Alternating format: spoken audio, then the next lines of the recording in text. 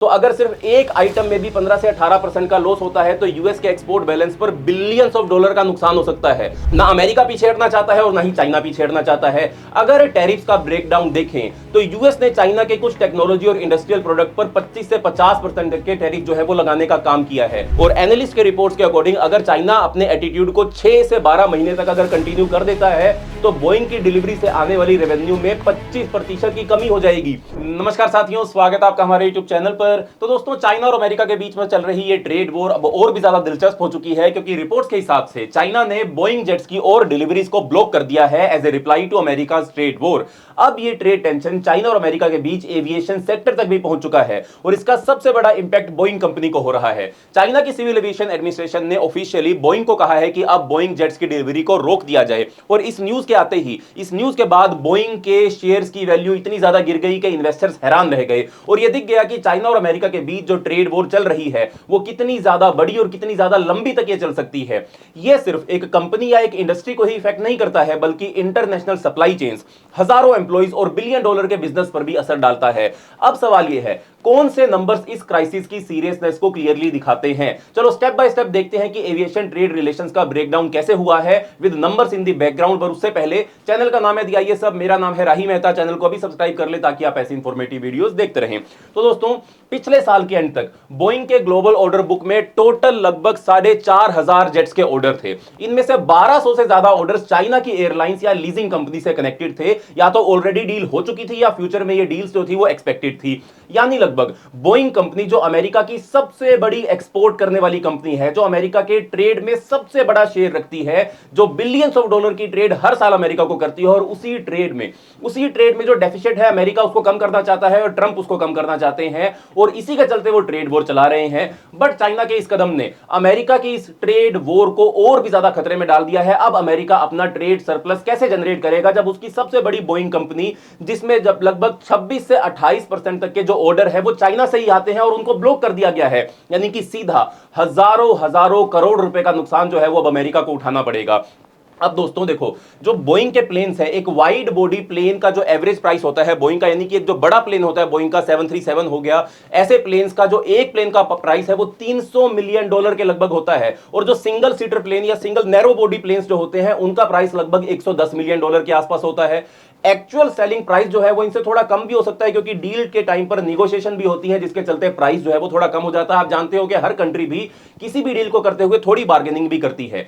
इसके चलते एक्सपर्ट्स का कहना है कि चाइना को एयरक्राफ्ट बेचना बोइंग के ईयरली रेवेन्यू का कम से कम 10 से 12 बिलियन डॉलर का एक बड़ा हिस्सा था। और अगर लॉन्ग टर्म मेंटेनेंस कॉन्ट्रैक्ट और स्पेयर पार्ट्स की डील्स को भी इंक्लूड किया जाए तो यह नंबर और भी ज्यादा हो सकता है। अब अगर चाइना कह रहा है कि बोइंग से प्लेन डिलीवरीज अभी के लिए रोक दो, स्पेशली जो अभी नियर फ्यूचर में डिलीवरीज आने वाली थी उनको रोक दिया जाए, तो इसका मतलब सीधा है कि बोइंग को हर साल 10 से 12 बिलियन डॉलर के रेवेन्यू का रिस्क हो सकता है। और मार्केट का इनिशियल रिएक्शन यह था कि बोइंग के शेयर्स कुछ ही दिनों में लगभग 9 से 10% गिर गए। आप देख सकते हो कि इतनी ज्यादा गिरावट जो थी किसी भी कंपनी के शेयर्स के लिए बहुत ही बड़ी बात हो सकती है। और एनालिस्ट का कहना है कि यह गिरावट सिर्फ चाइना के एयरक्राफ्ट ऑर्डर रोकने की वजह से नहीं हुई है, बल्कि इस बात का भी डर है कि फ्यूचर में और ज्यादा रिटेलिएशन हो सकता है, यानी कि ट्रेड वॉर और भी ज्यादा बढ़ सकती है।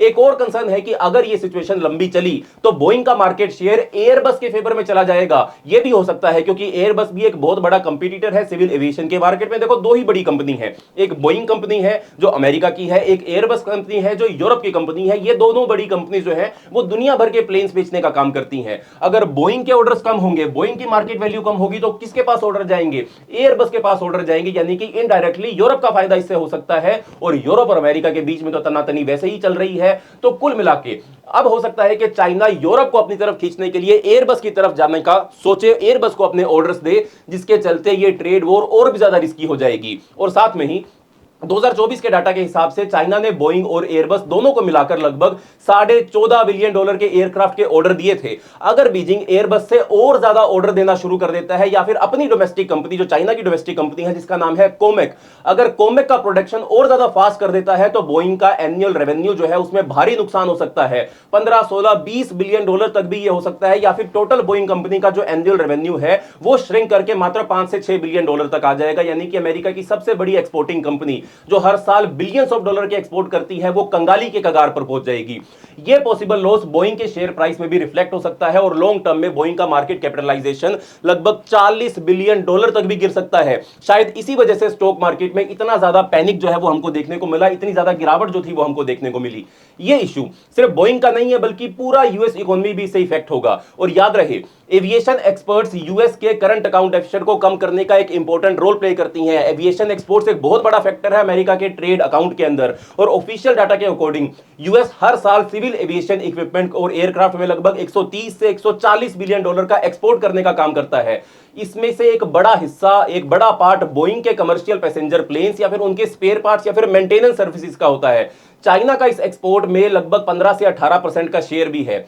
और साथ में तो अगर सिर्फ एक आइटम में भी 15 से 18% का लॉस होता है तो यूएस के एक्सपोर्ट बैलेंस पर बिलियंस ऑफ डॉलर का नुकसान हो सकता है। और बोइंग की सप्लाई चेन अमेरिका के लगभग हर एक स्टेट में फैली हुई है। लगभग सभी 50 स्टेट के अंदर बोइंग की सप्लाई चेन्स हैं।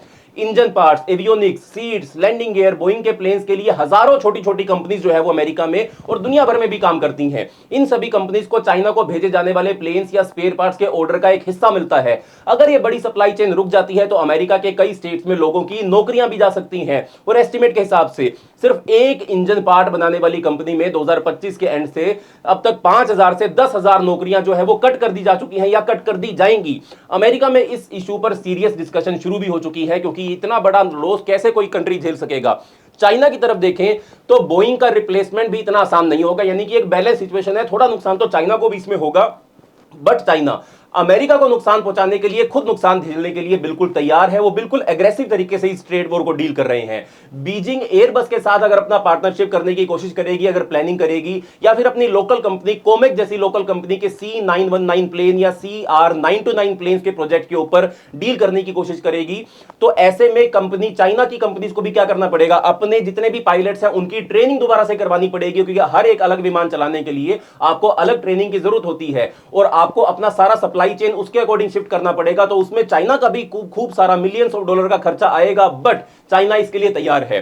शॉर्ट टर्म में बोइंग के वाइड बॉडी एयरक्राफ्ट कैंसिल करने से चाइनीज एयरलाइंस को प्रॉब्लम भी हो सकती है, क्योंकि चाइनीज कैरियर बोइंग्स के 777, 787 और 737 मैक्स मॉडल्स काफी एक्सटेंसिवली यूज करता है। खास तौर पर China long distance international flights के लिए इन विमानों का, बोइंग के विमानों का इस्तेमाल करता था। अब अगर एयरबस जैसे एयरक्राफ्ट को चाइना को लेकर आना है तो नए पायलट्स को ट्रेनिंग देनी पड़ेगी, नए मेंटेनेंस सिस्टम बनाने पड़ेंगे और नए स्पेयर पार्ट्स का प्रोसेस भी सेटअप करना पड़ेगा। इसमें मिलियंस ऑफ डॉलर का खर्चा और कुछ महीनों का ट्रांजिशन टाइम भी लगेगा। दूसरी तरफ अभी तक क्लियर नहीं है कि चाइना की लोकल कंपनी कोमेक जो है वो कब तक लार्ज स्केल में एयरक्राफ्ट फुली कैपेसिटी पर बनाना शुरू करेगी। तो शॉर्ट में कहा जा सकता है कि ये रिटेलिएटरी स्टेप चाइना के लिए भी टेम्परेरी प्रॉब्लम्स क्रिएट करेंगे, लेकिन लगता है चाइना ने सोच रखा है कि अगर नुकसान होगा तो होगा भाई, झेल लेंगे नुकसान, पर अमेरिका को इस ट्रेड वॉर के अंदर हरा कर ही दम लेंगे। लेकिन सबसे ज्यादा नुकसान अमेरिका को ही होगा, चाइना को भी होगा, अमेरिका को ज्यादा होगा। ये एक ऐसी स्ट्रेटजी है देखा जाए तो जिसमें दोनों तरफ से ही हार हो रही है, लूज लूज सिचुएशन है। इस ट्रेड वॉर में कोई लॉजिक नहीं है, नुकसान दोनों को ही हो रहा है, लेकिन ना अमेरिका पीछे हटना चाहता है और ना ही चाइना पीछे हटना चाहता है। अगर टैरिफ्स का ब्रेकडाउन देखें तो यूएस ने चाइना के कुछ टेक्नोलॉजी और इंडस्ट्रियल प्रोडक्ट पर 25 से 50% तक के टैरिफ जो है वो लगाने का काम किया है। ये इतना बड़ा टैरिफ है जिसके चलते चाइना की कंपनी को कुछ नुकसान हो रहा है और अमेरिका को भी इससे नुकसान हो रहा है। और कुछ इंपॉर्टेंट स्ट्रेटेजिक आइटम्स पर तो अमेरिका ने 100% से ज्यादा टैरिफ लगाने की धमकी दी है। इसके जवाब में चाइना ने यूएस से आने वाले एग्रीकल्चर प्रोडक्ट्स और एनर्जी रिसोर्सेज पर पाबंदियां लगा दी हैं और अब उसने शॉर्ट रेंज कमर्शियल एयरप्लेन्स को भी रिस्ट्रिक्टेड लिस्ट में डाल दिया है। अब तो चाइना ने डिसाइड कर लिया है कि सारे सिविलियन पैसेंजर एयरक्राफ्ट इंपोर्ट्स भी इफेक्टिवली रोक दिए जाएंगे। पहले जो बोइंग डील्स चाइना में हो रही थी या बोइंग के साथ जो डील्स हो रही थी उसका टोटल पोटेंशियल वैल्यू जो था वो 150 से 160 बिलियन डॉलर के आसपास का था। अगर ये पूरा कमर्शियल मार्केट अब एयरबस या किसी और मैन्युफैक्चरर के पास शिफ्ट हो जाएगा तो बोइंग को लॉन्ग टर्म में एक बहुत बड़ा रेवेन्यू लॉस हो जाएगा। और पिछले एक हफ्ते में ही बोइंग के शेयर्स की वैल्यू जो है स्टॉक मार्केट में वो लगभग 15 से 20 बिलियन डॉलर के आसपास गिर भी चुकी है। और ये वही वाली कंपनी है जो ऑलरेडी कोरोना पेंडेमिक के टाइम पर 737 मैक्स की प्रॉब्लम्स के चलते 20 बिलियन डॉलर से ज्यादा का लॉस फेस कर चुकी थी। आपको शायद याद होगा बोइंग कंपनी का 737 मैक्स जो प्लेन है वो कई जगह पर क्रैश किया, उसके अंदर कई ज्यादा फोर्स जो थे वो देखने को मिले, पर अमेरिका की एविएशन इंडस्ट्री ने उसको एक्सेप्ट करने से मना कर दिया था। पर जब ये बात इतनी ज्यादा बढ़ी तब कहीं जाकर अमेरिका को यह मानना पड़ा कि हां बोइंग के 737 मैक्स के अंदर कुछ समस्याएं हैं जिसके चलते कंपनी को पहले ही 20 बिलियन डॉलर डॉलर का नुकसान हो चुका है। एंड कोरोना पेंडेमिक जो 2020 में था उसके चलते तो दुनिया भर की एविएशन इंडस्ट्री को नुकसान हुआ था और बोइंग, याद रहे, उससे अभी तक रिकवर नहीं कर पाया है और ये एक और हमला बोइंग के ऊपर हो चुका है। और अब चाइना के रिटेलिएशन का डायरेक्ट इंपैक्ट भी बोइंग को फील हो रहा है। और एनालिस्ट के रिपोर्ट्स के अकॉर्डिंग अगर चाइना अपने एटीट्यूड को 6 से 12 महीने तक अगर कंटिन्यू कर देता है तो बोइंग की डिलीवरी से आने वाली रेवेन्यू में 25% की कमी हो जाएगी।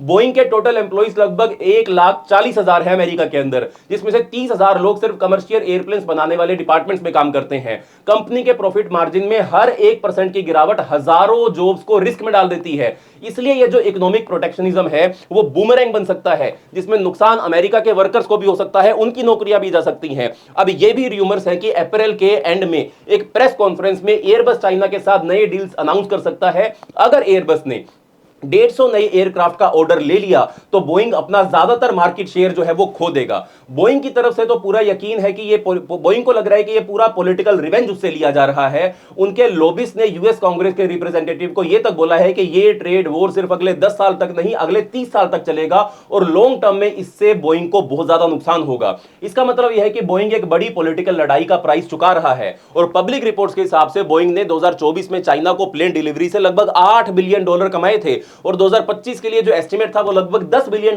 का था, यानी कि ये तो पूरा का पूरा पानी में चला ही गया। लेकिन अब रिस्क है कि ये रेवेन्यू लगभग फ्यूचर में जीरो ही हो जाएगा। और साथ में ही अगर बीजिंग ने सिर्फ बोइंग तक नहीं रुका, अगर चाइना ने और भी चीजों के ऊपर रिस्ट्रिक्शंस लगानी शुरू कर दी, बाकी स्ट्रेटेजिक सेक्टर्स पर भी बैन्स या डिलेज या ऑब्स्टेकल्स लगाने शुरू कर दिए, तो अमेरिका की इकोनॉमी को इससे काफी तगड़ा झटका लग सकता है। चाइना जो अमेरिका से केमिकल्स, एग्रीकल्चर प्रोडक्ट और सेमीकंडक्टर इंपोर्ट करता है, वो भी अगर रिटेलिएशन का टारगेट बने तो भैया अमेरिका की नैया डूबने के लिए अमेरिका को तैयार हो जाना चाहिए। और अगर यूएस भी जवाब में नए सैंक्शंस या नए स्टेप्स लेता है तो ट्रेड वॉर का सेकेंड राउंड भी शुरू हो सकता है। इसका असर दोनों के एक्सपोर्ट्स के ऊपर पड़ेगा और ग्लोबल इकोनॉमी रिसेशन की तरफ जा सकती है। फिलहाल तो बोइंग का ये क्राइसिस सिर्फ एक सिंबल है, लेकिन एक्सपर्ट्स वार्न कर रहे हैं कि ऐसी सिचुएशन एग्रीकल्चर और टेक्नोलॉजिकल सेक्टर में भी कभी भी हो सकती है। यूएस में इससे बेरोजगारी बढ़ने के चांस हैं और इन्वेस्टर्स को यूएस से भागने का ऑप्शन भी नहीं मिलेगा। इतना ज्यादा नुकसान अमेरिका के अंदर अलग अलग इन्वेस्टर्स को देखने को मिल सकता है इन सब चीजों के चलते। तो दोस्तों, ये था हमारा आज का एनालिसिस। आज के एनालिसिस से हमको ये पता लगा कि शॉर्ट टर्म में 8 से 10 बिलियन डॉलर और लॉन्ग टर्म में अमेरिका की बोइंग कंपनी को 150 बिलियन डॉलर्स और साथ में अमेरिका में लगभग लाखों नौकरियां जो है वो चली जाएंगी। यूएस की इकोनॉमी के लिए एक ऐसी कंट्री को खोना जिसका एविएशन एक्सपोर्ट्स में 15 से 20% का शेयर हो, ये एक बहुत ही बड़ा झटका है। ये सिर्फ सिविल एविएशन तक लिमिटेड नहीं रहने वाला है, आने वाले टाइम में रिटेलिएटरी एक्शन दूसरे स्ट्रेटेजिक सेक्टर्स तक भी पहुंचेंगे। ऐसा लग रहा है कि ट्रेड वॉर का एक नया फ्रंट खुल गया है और चाइना ने बोइंग का इंसिडेंट दुनिया को यह याद दिलाएगा कि दुनिया में ट्रेड वॉर कितनी ज्यादा मुश्किलें लेकर आ सकती है। अभी के लिए सिचुएशन यही दिख रही है कि दोनों साइड्स में कोई कॉम्प्रोमाइज करने की इंटेंशन में नहीं है। चाइना लगता है कि डिटरमाइंड है और यह कह रहा है कि हम अपना ट्रंप कार्ड खेल रहे हैं टैरिफ की वजह से। वहीं ट्रंप एडमिनिस्ट्रेशन कह रही है कि चाइना ने बोइंग डील से निकलना, पर हम पीछे नहीं हटेंगे, चाहे चाइना बोइंग से विमान खरीदे या नहीं खरीदे। कौन जाने, शायद कल कोई नया डिप्लोमेटिक चैनल खुलेगा और बोइंग के लिए स्पेशल एक्सेप्शंस बन जाएंगे। लेकिन अभी के लिए डिप्लोमेसी का रोल तभी आएगा जब दोनों कंट्रीज उस लेवल तक पहुंचेगी जहां वो अब लूज करना अफोर्ड नहीं कर सकती हैं। अगर वो थ्रेशोल्ड अभी तक नहीं पहुंचा है तो टेंशन और बढ़ सकती है। कंपनी, सप्लाई चेन्स, एम्प्लॉइज अभी सभी डायलेमा के अंदर है कि फ्यूचर में क्या होने वाला है। दुनिया की जो दो सबसे बड़ी इकोनॉमीज के पॉलिटिकल मूव्स अब एक कंपनी को $150 बिलियन के पोटेंशियल कॉन्ट्रैक्ट्स को वेपराइज कर रही हैं।